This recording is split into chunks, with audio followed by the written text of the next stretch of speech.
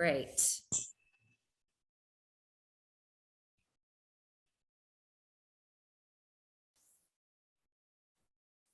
Well, I suppose I can go first since I'm here. Okay. I would like to share my screen so I can show a PowerPoint that I have. Yes. Can you enable that? Oh, okay. You can share, but let me just introduce the areas that you will be tackled by you and by Dr. Ahmed, okay? Okay. Yes.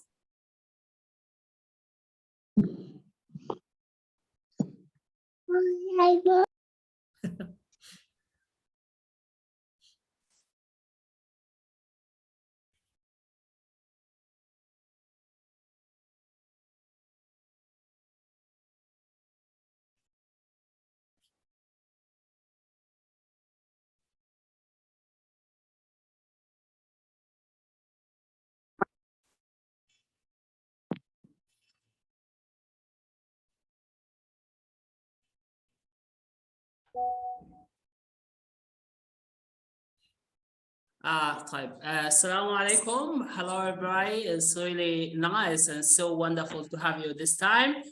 So we will be continuing on our session, the on-job training sessions.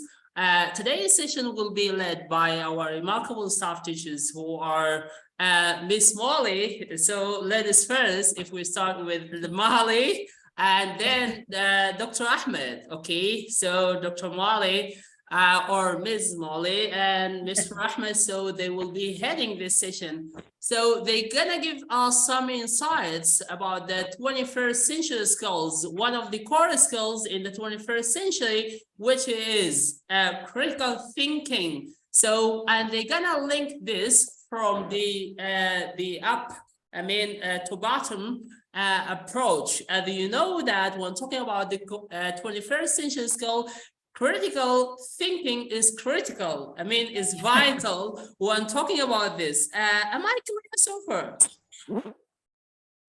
Yes. Yes. So as you know that critical thinking, there are two words that or sentences that go together. When talking about critical thinking is comes to our mind, what is thinking? What do we mean by thinking? What does thinking mean? What are the features of critical thinking? Or what the features of critical thinking are? How we are going to implement them in the process of learning and teaching or teaching and learning, and this is what the session will be shedding the lights on.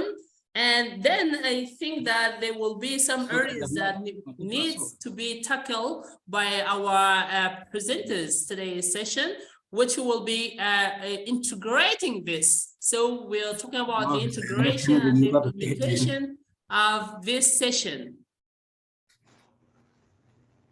Okay, let me just admit this. And yes, and I think that so far this is just a bit introduction in a nutshell. Briefly about what the session will be look like. And that's all what I have about this introduction. This brief introduction. The floor is yours, Ms. Molly. So you can share your screen. Okay, great. Yeah, thank you very just much.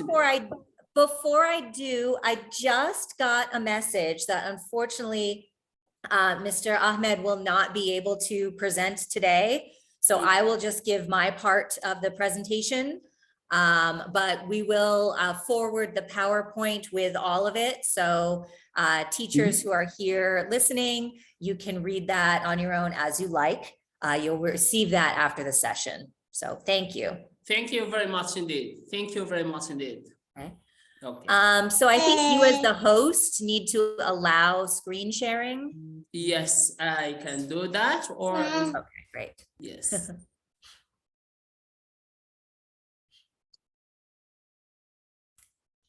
While we're waiting for this, hello, good afternoon, everyone. Thank you for attending today.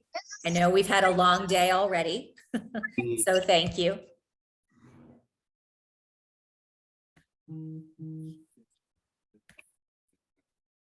انت في الهنا عندك في الجهاز اللابتوب هاي هاي ما تحبش طيب لا قال لي الولد ما تبيش ساكت. ما أوريك الحاجات خلاص أقدر أوريك شيء.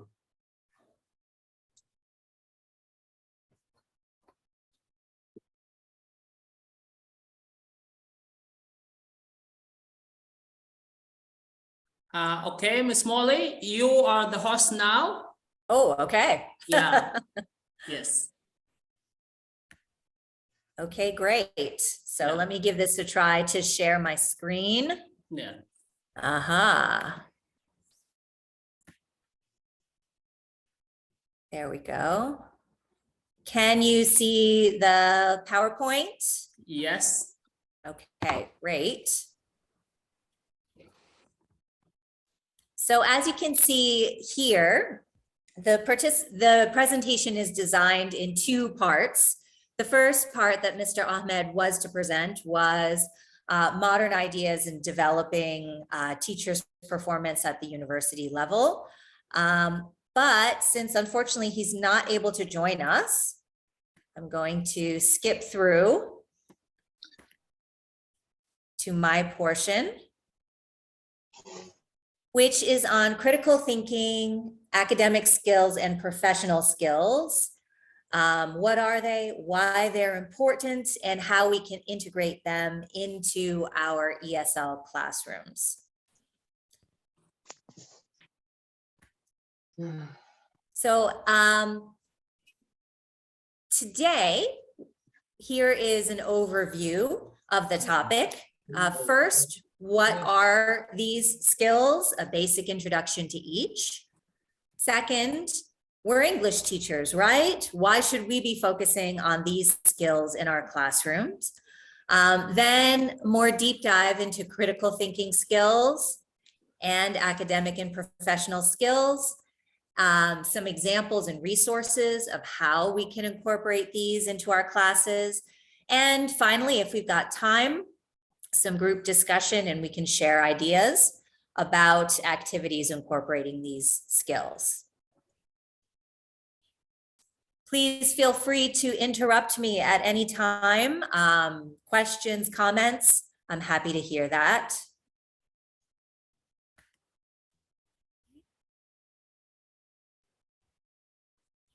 Sorry, I'm just trying to get my screen here so I can see everything. Good. So first, a little bit about me. This is my 5th year teaching in Saudi Arabia, but I've also taught in many other countries around the world. I've taught both EFL as well as business administration, English literature, composition, test prep. So I've taught in a wide variety of environments and coming to see what skills are important in all of these, and the critical thinking skills are very important.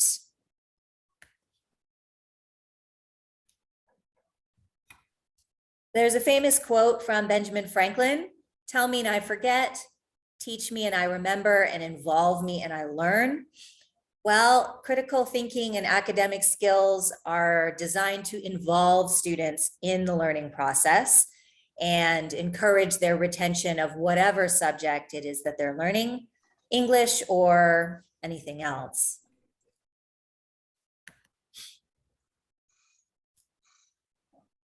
So some questions to think about as we start. What does critical thinking mean to you? Is it something that people have automatically? Is it learned? Is it both of these things? Why is it important to develop critical thinking skills? And how do you use critical thinking in your professional life, your personal life, your civic life? It's worth thinking about these as we talk about this topic.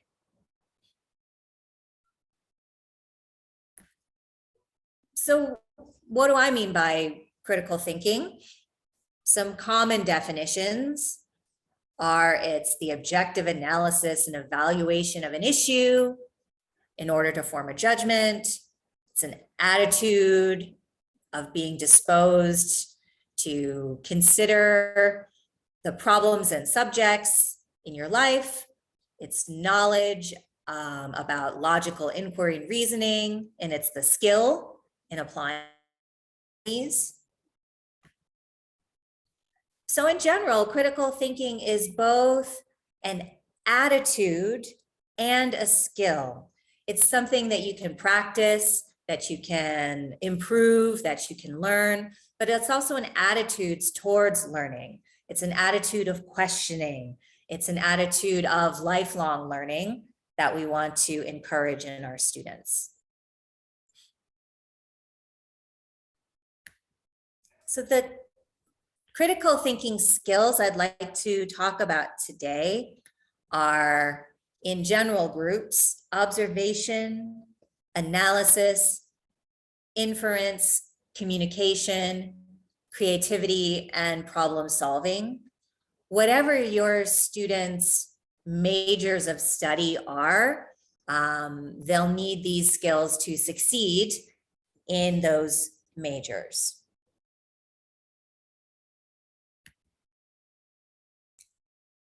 What else do they need? Well, they need to develop their academic and professional skills as well. What do I mean by that? Some questions to think about. What skills do students need to succeed in university, no matter what their major is? So if they're a biology major, they need some skills in laboratory science, but it doesn't matter if they're biology or Arabic literature or business. There are certain skills that all students need to succeed. Think about which of these skills your students have and which ones they struggle with. What skills did you struggle with when you started your own higher education? I know that my first year in university was very difficult for me. I had to learn a lot about how to be a good student and develop my own academic skills. It's not unique to our students. And what skills and attitudes do you think our students will need to succeed in their future jobs? Again, no matter what job it is, they need a certain set of basic professional skills.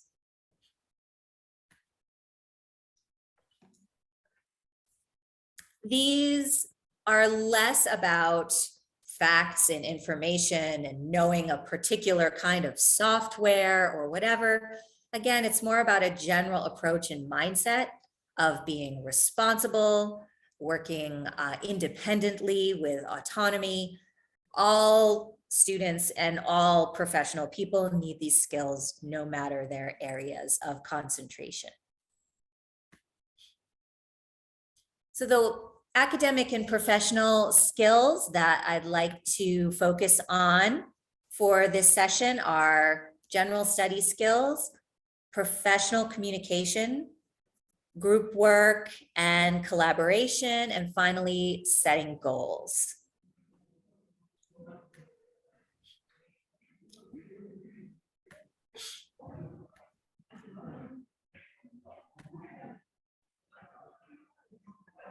So why is it us that should be focusing on these? We're here to teach English, right? Well, I think there are some reasons why we are uniquely suited as English teachers to focus on these skills. One, most students focus on memorization and rote learning in their earlier levels of study, and they need to develop higher level thinking to succeed in university and the future careers. We all know our friend here, Bloom's taxonomy. Our students are mostly at the first couple of levels, understand and remember, and we need to be helping them move up these levels in both their English classes and all of their subjects in their interaction with their studies. The second reason is that most of us teach in the first year program, and that's when students should be transitioning from being dependent on the teachers to lead them, to taking responsibility for themselves. I always tell my first year students, I ask them on the first day, okay, who is the boss of this classroom? Who is the boss of your learning? And they always answer, you, teacher. But no, it's them. They're the boss of their own learning. They're the ones that need to take responsibility for it. And parts of our curriculum are designed for students to do this. One is the e-content on the Oxford Learn website, where they choose which exercises to do, the portfolio that they have to keep track of deadlines, assignments on Blackboard that they complete on their own time, the optional remedial classes that we offer after the first exam. So these are examples of where students need to be leading their own learning.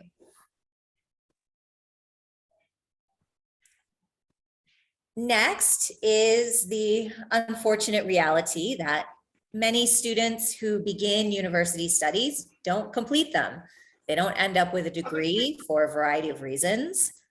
So what skills can we help them develop and they can use in their future, regardless of whether or not they end up with a diploma in their future jobs or their future lives?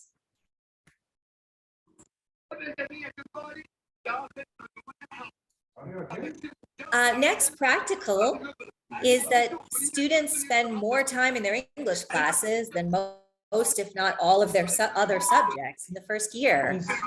Therefore, we have a strong influence as English teachers. Sounds like someone's got a microphone on. Critical thinking. Getting some It's a third interference subject. there. So if you have a question, please ask.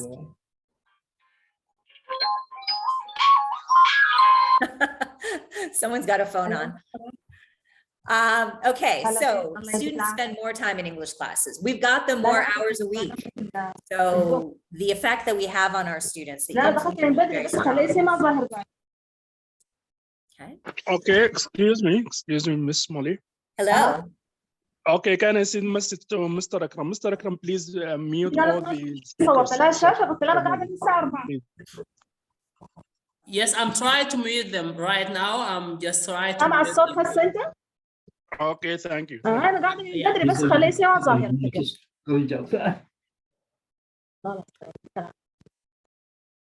Okay, that sounds better. Okay, so first is the amount of time we spend with our students. The second is their English subject is a large part of the students' GPAs. If they are concerned with their marks, especially if they want to switch majors or transfer to a different school, they're motivated to learn from us because English is such a large part of their final grades. And finally, as you've seen, students tend to become attached to the teachers they see the most often, and that increases the effect that we can have on them. Next is that strong communication is both an important critical thinking skill and an important academic and professional skill. And in our English classes, we're encouraged and we try to use communicative methodologies in our teaching, as opposed to more lecture-based subjects. So an English class is a particularly good place for developing these skills compared to classes in other subjects.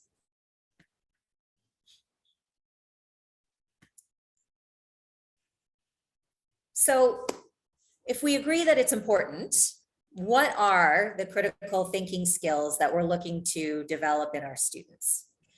The first major skill is observation.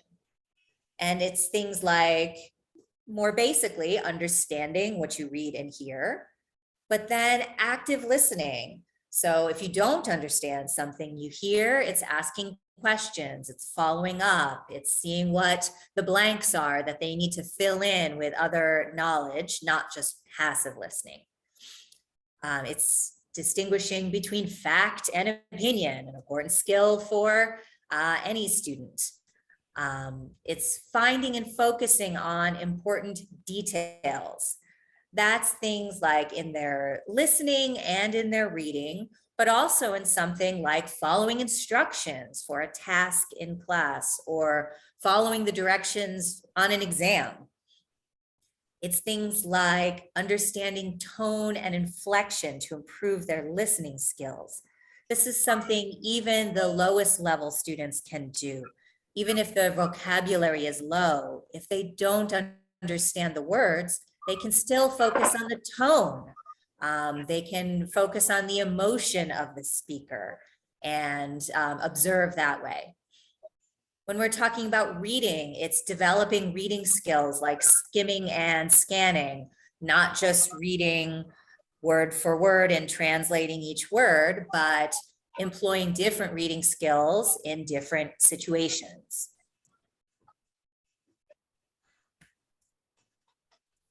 Another important critical thinking skill is analysis. And what do we mean by that? That's like research and gathering information. Once you have that information, organizing it into categories.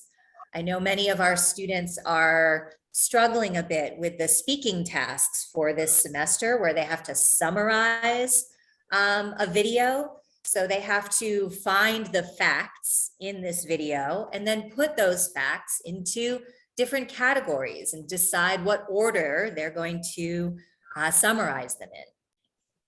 It's making connections between ideas. Oh, okay. Oh, sorry. I think my screen went blank a bit. Can you still see it?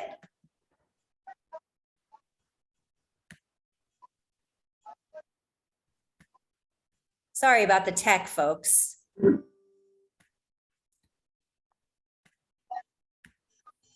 Okay. Yeah, it's okay. You got it? There we go. Yeah. Put it back there. All right, that should be better.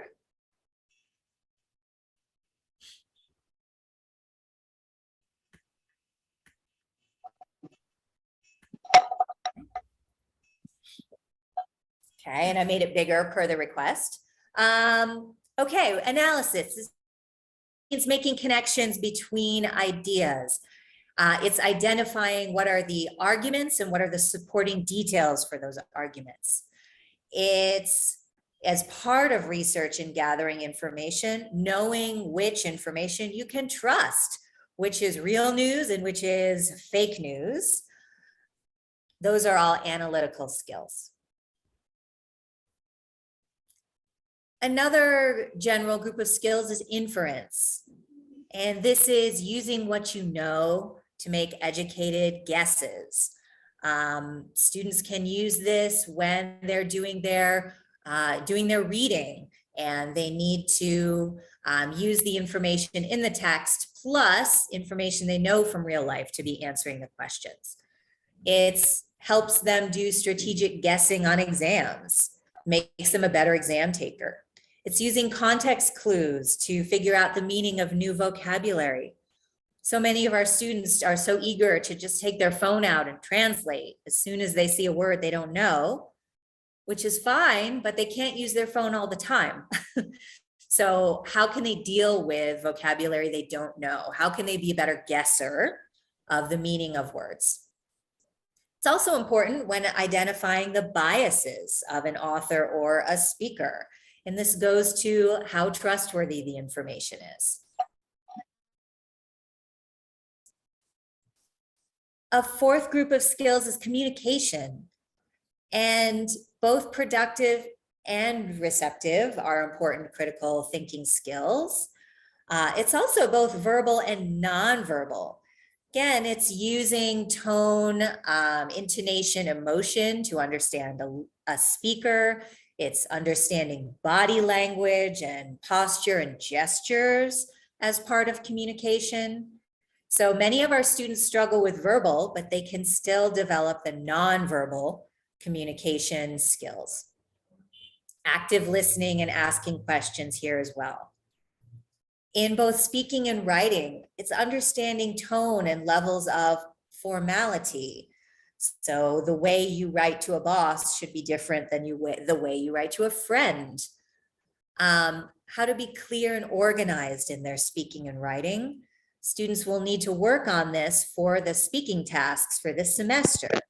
How to organize a summary so it's easy to understand. And finally, having awareness of purpose, audience, and tone, and how this affects a student's speaking and writing.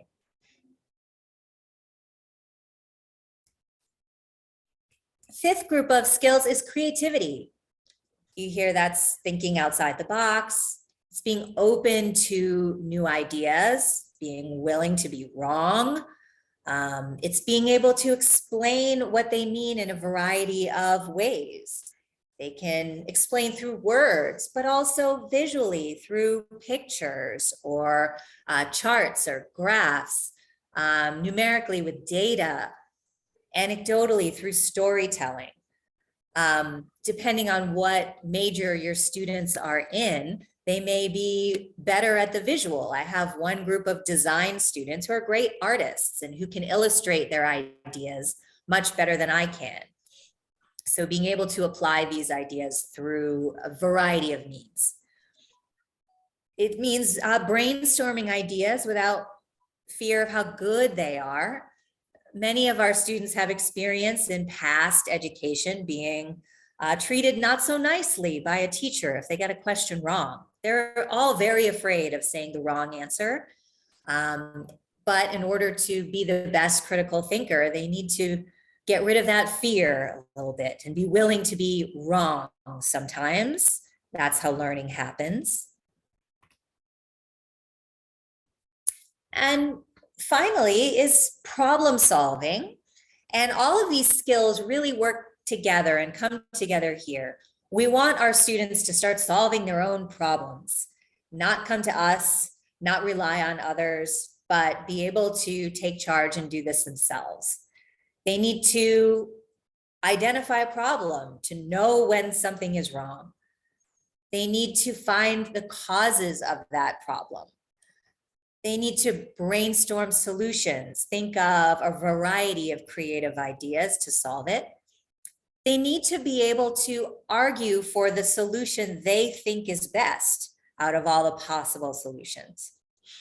They need to be able to listen to others and to their own opinion to choose the best solution. And finally, after they try to solve the problem, did that actually work? Was it effective? Or do they need to go back and try again with a different solution?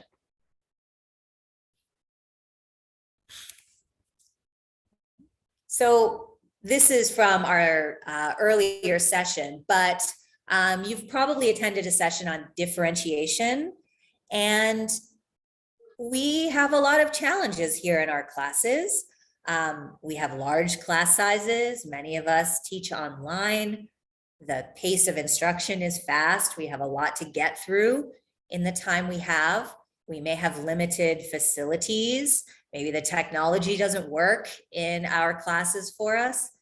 So how can we reasonably add more to our plates? How can we add critical thinking activities to our classes? I have some suggestions, and then I'm happy to hear your ideas as well. So here's an example of incorporating critical thinking activities into a lesson from last semester. I'm not sure which book you're teaching. If you're doing Navigate as well, that's what most of us are, maybe Headway. It doesn't really matter the book, but this is from last semester. And if you did teach Navigate, this should look familiar. Here is one of the pages from the Navigate book. And you can see that it has 3 different texts on the page that are posts on a GoFundMe account. It's people who are trying to raise money for something. And the grammar point that this was supposed to be teaching was using going to as a future simple tense. But I think these texts are great examples of things you can use in the book and just add on to those to get some critical thinking skills. So how could we use these texts for observation? You could ask your students, like, what are the important facts in each funding request, in each text? Who is it about? What do they want the money for? Why do they want the money? How much money do they want? So reading quickly to pull out the important facts. For analysis, ask the students, how is this money proposed to be used? And does that seem reasonable? What do the pictures tell you about each of the funding requests? Do they make you want to give more money or not give more money? How much money has each one raised so far? How close are they to their goal? How are each post similar and different? Moving on to inference. We all know that not everything you read on the internet is real. So of these 3 requests, which of them do you think are real? Which are scams? Why? Why do you think that? How can you identify scams or false things on the internet?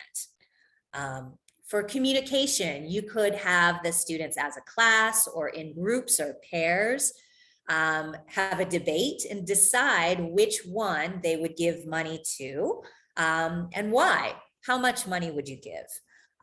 You could have them argue for each one or take a vote. There's a variety of ways.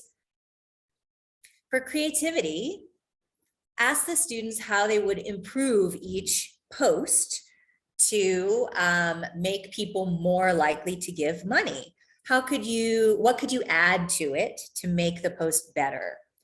Or you could have them write their own post. They could imagine something they want to raise money for, and they get to write their own post, especially if it includes visuals. Let the visual skilled students in the class provide some pictures or drawings for that. And finally, for problem solving, this could be a group discussion, a group project, pair work, as you like. But the problem is that the students want to raise money to start a new business. How can they do that? Let the students brainstorm ideas. How would they raise money? Discuss the advantages and disadvantages. Choose an idea and then present their idea to the class. So this is an example of how you can incorporate some critical thinking activities in the book that we already have. You don't have to bring in new materials. There's not time, of course, to do all of these activities. So just choose one in the course of a lesson. So here's some general advice about incorporating critical thinking into our classes. The biggest, I think, and most important is encouraging students to ask questions and praise them for asking questions. Again, many students are afraid to ask a question. They don't want to seem wrong, like they don't understand something. But in creating that environment where they get praise for asking questions and there's no such thing as a stupid question will help create that environment. Next, give the students an opportunity to tell their opinions. Ask their opinions. Do they agree or disagree with what you Hello. Why? Encourage them to disagree with each other. Hello, Mr. Maybe a Akram. formal debate or just a class discussion, but Hello. praise them again for disagreeing. Number 3, you can wonder out loud. And by that, I mean model your own critical thinking in response to what you're discussing in the book. And number 4, help students make connection between the material in their books and in their daily lives. They like to talk about themselves or think about themselves. So how can they compare and contrast their lives, their friends, their family, their city with the things that they're reading about and listening about in the course materials? And Finally, helping students use context clues or grammar or other skills to determine the meaning of vocabulary they know rather than just using their phones.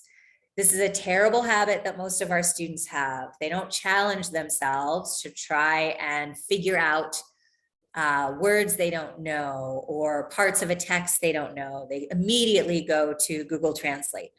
So we're trying to get them away from that habit. So here's again some example of incorporating these ideas into an English lesson from last semester.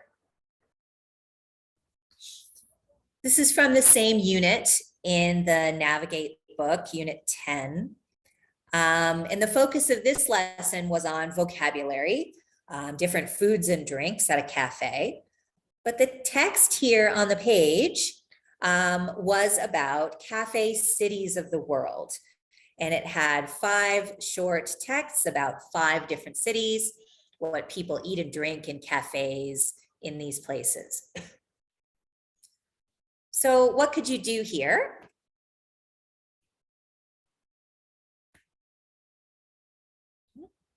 Oh, sorry about that.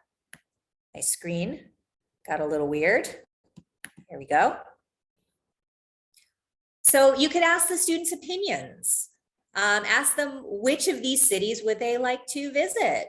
Why do they want to visit it? Which of these foods or drinks are new to you? What do you want to try? Why do you want to try them? Rank the foods in exercise 1 in order of the best to the least, which one you want the most or the least. For modeling your own critical thinking, the text refers to 2 foods, the Sachertorte and the Anzac biscuit, with which are 2 foods with very funny names. So you could wonder, wow, where did those foods get their names? What does that mean? I wonder where I could find the answer. So model that for the students. The text says that coffee is expensive and in Melbourne, but cheap in Havana. Is that true? I wonder why. The text says that coffee is cheap in Vienna. Is that really true? I've been to Vienna and nothing is cheap in Vienna. So I wonder if that's true. How could we find out? So asking those kind of questions, it doesn't matter if you know the answer or not. It's the process of asking the questions. For making connections, there's lots of cafes in Saudi Arabia. So which of these foods and drinks can you get here in Saudi Arabia and which can't you? What are the most popular food and drink here? How are cafes here the same and different than in these cities we read about? How often do you visit cafes? Why are they popular? So making most of these students spend a fair bit of time in cafes. So this is something that they have a lot of life experience with. And finally, there's some interesting vocabulary in the text. Words like expo, cupcake, filling, that we could use the context clues to try and figure out.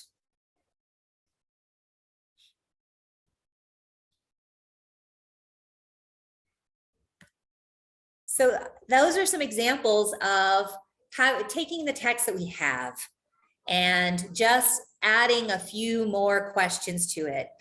Most of us don't have time to be developing all sorts of new resources for new activities, but asking the occasional question, adding something on to the text that we have is something that we can achieve in the time we have in the classrooms that we have. Ms. Molly? Yes. Sorry for interruption, but can you make me co-host because somebody is waiting? So yes. allow him. Yeah, I sent you a message that to allow me to be a co-host. I think I said yes, but maybe I didn't say yes. So let's see here. How do we do that? Is it under more? Yeah. Okay, here we go. Yes. Don't go away. Oh, sorry. I think you've got Yeah. control of my screen. Yes, I got it, but I'm still because I need to be just showing, yeah. Okay, Uh-huh. yeah, meeting controls. I mean, yes, I'm asking for remote control. I mean, to be a co-host because you are the host Yeah. only. So you can, because I would like to let some of the speaking Yes. stuff in. There's Yes. Dr. Adil, I think that he's waiting in the waiting room. Okay. Yeah. So how do we do that? You do that while you are sharing your screen. There's a few view options, so you can find that, or you can click on me. There's three dots. I mean three. Yes, three dots, and Yeah. you can just click on them. You will find that mute me or stop video, or there are so many options there. Yeah. Yeah, can you see that? Just go to Akram Hanno and you can find that. Okay. Yes. Well, it says that you've got control of my screen. Sorry, Yes, everyone, I'm for our tech controlling your issues. screen, but I'm not the host. So if I claim host, I will be the only one who is hosting this meeting. So I'm sorry Okay. for interruption, but I would like to make him to let him in. Okay. Yes.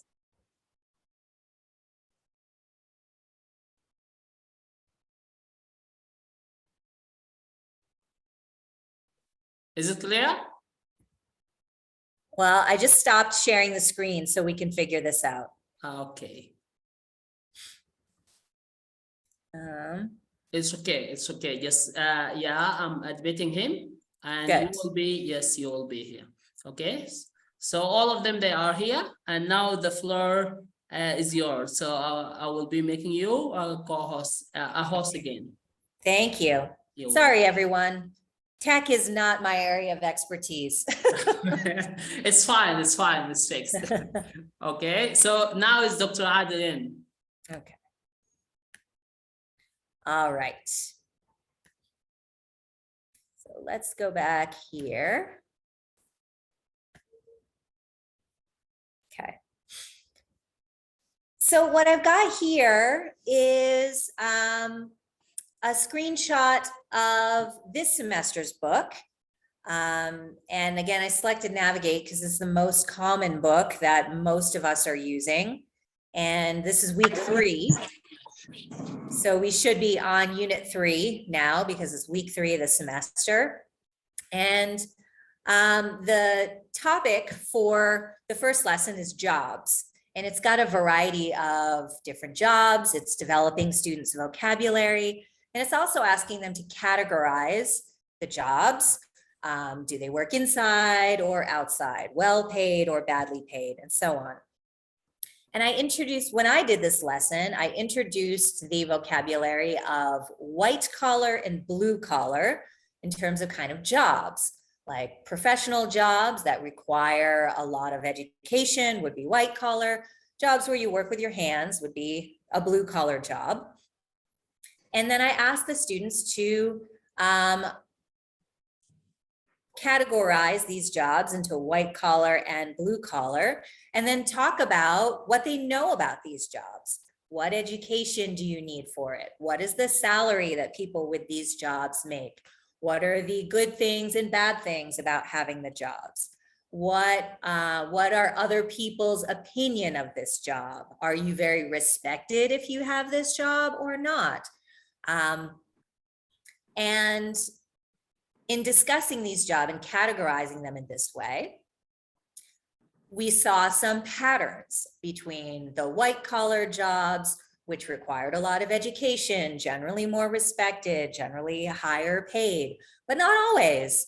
And the blue collar jobs, generally less education, generally less paid, but not always. What are the outliers here? Why? Do you think it's fair that white collar jobs get paid more money or not? So this is an example of incorporating some critical thinking tasks and ideas into our current semester's work.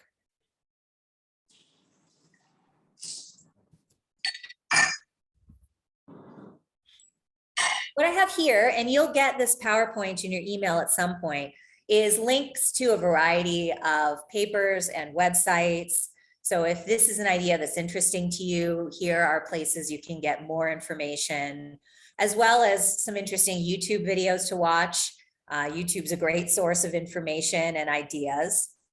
So those are there for you, and you'll have the direct links when you get the PowerPoints.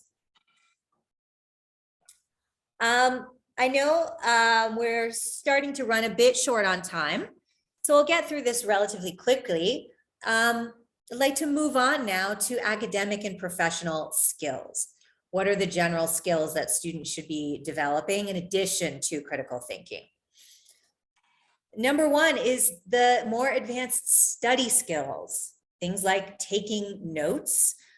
I'm shocked at how many of my students come to class without even having a pen and a piece of paper to write on.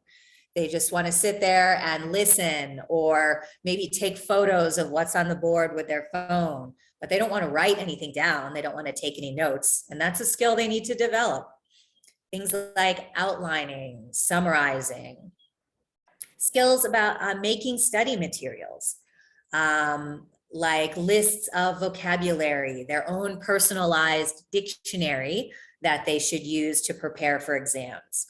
I'm not sure about your students, but I know for mine, and in general last semester, the vocabulary scores were pretty terrible, and surprisingly so. So what do students need to do differently this semester to improve? It's breaking larger tasks down into steps and scheduling them. So say they have a group project to do, what are the parts that need to be done before the due date, and schedule them so everything gets finished on time. This is important, following up on what they miss when they're absent. If they're absent, they miss material in class, they might miss a quiz, they might miss a task. It's their job to follow up on this. It's not your job to chase after them. So helping them develop that skill. Keeping a calendar for their assignments and deadlines. And identifying what they are strong and weak in, and planning to address the weaknesses. Every student has some things they're better at and some things they're worse at. Well, how do they identify that, and how can they address the weaknesses? So what could you do for a classroom task for this? You could talk with the students about how they study vocabulary for exams. What information do they need? Do they need a definition? Do they need an Arabic translation? Do they need an example sentence? How about a picture or some kind of visual? Different students need different things. You can work as a class to create a vocabulary study guide for Unit 1 at the end of that week of instruction. And this semester's portfolio actually takes a step towards this. In part 2A of the student's portfolio is a vocabulary study list. And then have students individually or in groups or pairs create study guides for the remaining units and have them share it with each other. Just looking at the words in their textbook is not enough. So this could be a task that will help the students in English specifically, but it's also a skill they can use to adapt to other classes. A second important skill is professional communication. And by this, I mean how they can write polite, professional, effective messages in whatever form, if it's email, text, or WhatsApp.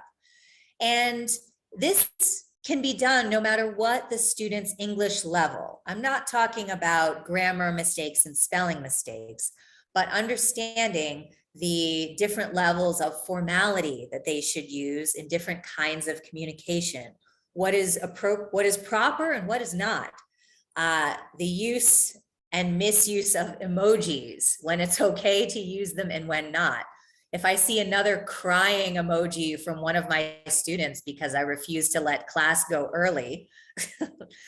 Anyways, also the cultural differences in communication styles, how different countries, different work environments have different communication styles. And also public speaking falls in here.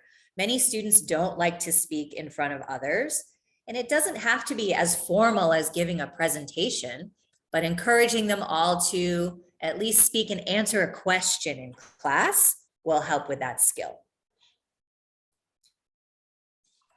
What I have here is an actual WhatsApp message that I received from a student last semester. And this is the first message I ever received from the student. Hello, I did not find a quiz, picture with no picture. So I had to reply to this student. Who is this? What class are you in? What is the problem here? They can work to develop their communication style so they can communicate clearly and properly with their classmates, their teachers, and their future coworkers and managers. So how could you incorporate this in class? To address the prior issue, you could give your students a message template that you want them to use when communicating with you. You could ask the students to write a practice message, send it to a partner for feedback, and then when they think that it's good and final, they can send it to you, or they can post in the class WhatsApp group for the students to read. And remind students whenever they communicate with you in the future to use this format. This can be done for email, WhatsApp, it doesn't matter. A template is below. Hello, this is full name. They can't just say Ragad. I have 4 Ragads in my class. So please, what's your full name? What's your student ID? What's your section number? And then I have a question about, or can you help me with? So here's a template that can be used and encourage students to use. Third is group work in collaboration. This is a skill they'll need for future studies as well as in their future professional life. These are things like, how do you make decisions as a group? How do you manage conflict when there's a problem in a group? How do you work with new people that you don't know? Maybe it's not your friends. How can you be fair in allocating responsibilities so one person is not doing all the work? How do you manage deadlines as a group and make a schedule as a group? So how can we encourage this in our classes? You could give them a group project. Maybe not something for a grade, unfortunately, because that is set by our curriculum department, but you can do something that they would have incentive to work hard on, like a review presentation on a grammar topic or a skill like reading or writing during the revision time before exams. And this group could then basically teach their classmates on this topic. Have them brainstorm a task breakdown, like to do this presentation, what are the pieces that need to happen? What needs to be done first or second or third? Assign a due date for the presentation and ask the group to divide up the tasks among them. After the presentations, you can discuss with the groups what went well and what didn't go well, how they can improve their group work in the future. And finally is setting goals, and specifically setting SMART goals. And what do I mean by SMART? Specific, measurable, achievable or attainable, relevant or realistic, and timely or time-bound. So usually, you might hear a goal expressed, like us as teachers, I will improve my skills in using Blackboard. Okay, great. I think most of us could do that. But how will you do that? What does that mean, improve? What skills? A SMART goal is something like, I will find and watch 2 tutorial videos about using Blackboard for student assessment on YouTube for the beginning of next semester's classes. So this effect is taking a general idea of improving my skills into actionable steps. It is specific. It's about student assessment. It is measurable. I want to watch 2 videos. Can I measure if I watch those or not? Yes. Did I watch 1 video? Not enough. 2 or 3 videos? Yes, I met my goal. Is it achievable? Is this something that I can do? Yes, I could do this. I can watch YouTube. Is it realistic? Yeah, I have time to watch 2 videos. Maybe 10 videos is not realistic, but 2 videos is. And timely, I give myself a deadline for when I need to complete this. So again, it's just taking a general idea and giving yourself an action plan to reach it. Now for students, they might say, I will get better at English, or I will get an A+ in English class. Okay, great, but how? You ask them, how will you do this? What is your plan to do this? And how can you incorporate this into the classroom? You could just present information like this on SMART goals to your students and ask them to write 2 to 3 SMART goals for themselves. So instead of, I will study English hard, it's okay, I will make 10 vocabulary flashcards for each unit of the book. And I will study those flashcards for 20 minutes each week. That is a SMART goal. That is a plan that they can implement, and that will help them towards their larger goal of improving their English skills. So have the students write their own goals, bring them to you for you to approve, and then check in with them maybe 2 more times through the semester after the first exam. How did it go so far? Did this help you? If it did, then keep doing that work. If it didn't, what should we change in the future to get you towards your bigger wish of improving your English?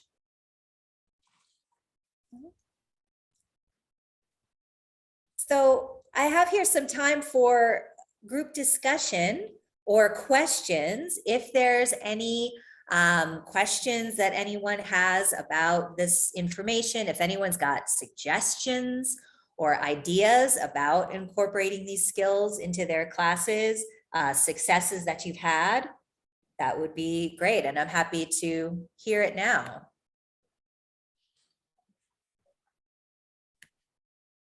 Feel free to type in the chat or speak up if you'd like. Any questions? Any thoughts? Okay, thank you, Ms. Molly, for this wonderful presentation. So the floor is for our guests here, so they can share their ideas if there's any questions. So you can ask, you have 2 minutes to ask if you have any question or comment for Ms. Molly. You are highly welcome to ask if there's any question.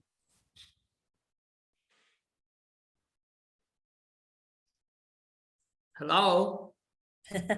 Am I clear? Yes, yes. Thank you, Dr. Uthman. Okay. If you have a question, just raise your hand, and so we can know you that you are raising your hands, and then you will get the chance. Okay, you are highly welcome, Dr. Uthman. Okay, thank you very much for both you. Molly did a very good job today, and she illustrated the academic thinking in a very appropriate way. My comment here in the group discussion is very important to be involved inside the classroom because all the students can be engaged at the same time. This is a very important issue.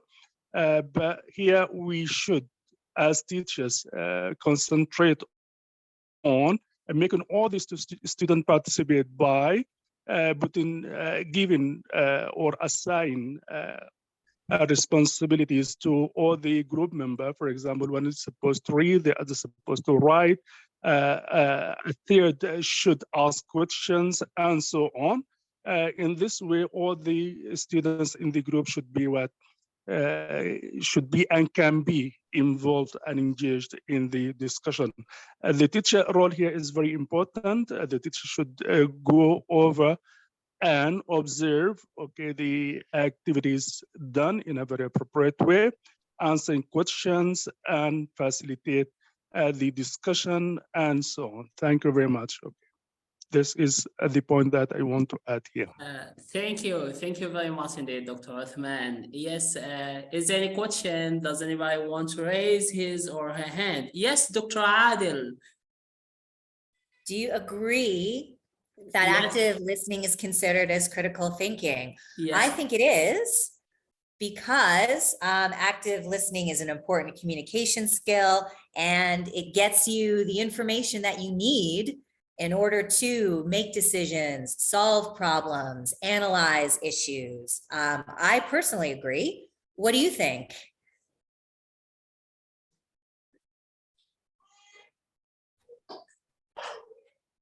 Yes, Dr. Adil.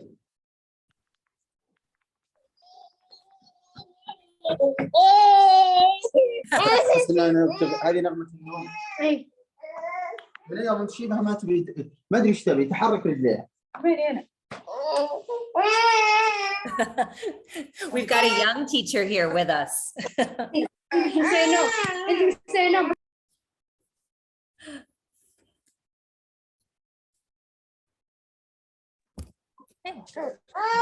other thoughts, ideas, Sir, questions? can I ask a question?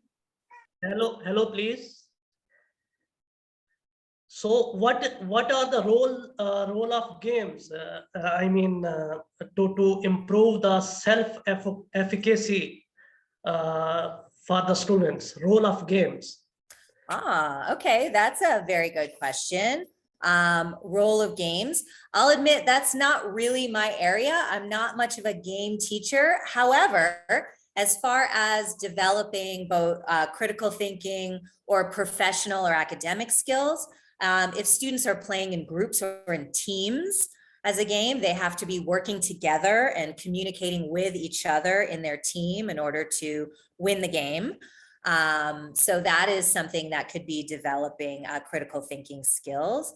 You could also ask students to bring their own ideas for games to the classroom if they have something that they enjoy, a game they've played, maybe online, maybe they've done Kahoot with a class before, games they've played in other classes that they can research, they can gather that information and bring it to the class and present it and argue, we should play this game and here's why it's useful and here's why it will help us.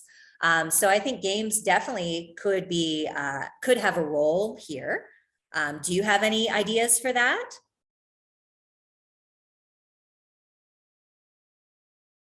Yeah, sometimes, when we make a group within a class and give them activity, and that activity related to the games, and the students, by my experience, learned a lot. When we make a group of them, make groups of the students and give them activity related to games. So this is my experience. They learn a lot. Yeah, that's great. And that's also related to the idea of creativity as part of critical thinking. There's not only one way to learn something or express a certain idea. So learning through these different methods is great. Thank you for the comment. Thank you. Yeah, thank you, Dr. Khalil. Thank you. It's really interesting and has something to do, Ms. Molly, with the 4 C's, right? Yes. Okay, so I will be stop recording. So yeah, you are